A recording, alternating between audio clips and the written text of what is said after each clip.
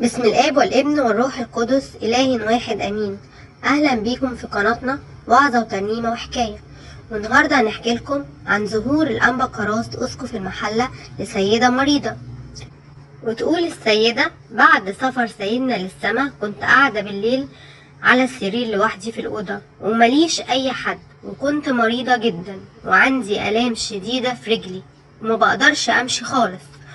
وكان قدامي صورة لسيدنا الأنبا كراس، فقلت له: تعرف يا سيدنا، نفسي اخد بركتك وتشفيني ببركة رب المجد يسوع المسيح.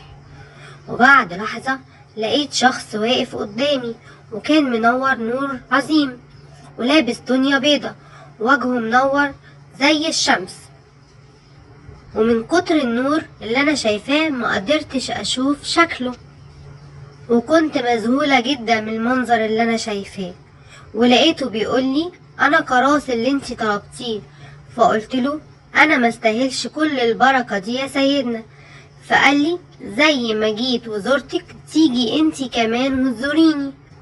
وبعدها اختفى من قدامي وافتكرت ان انا كنت بحلم وقعدت اعيط.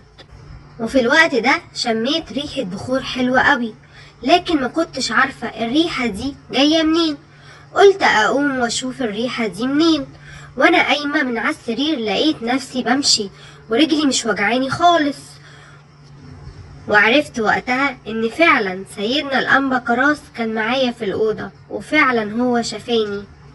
وقلت انا لازم اسمع كلامه، زي ما هو جه وزارني انا كمان لازم اروح وازوره واشكره على المعجزة الجميلة دي. بركة صلاته تكون معانا جميعا امين.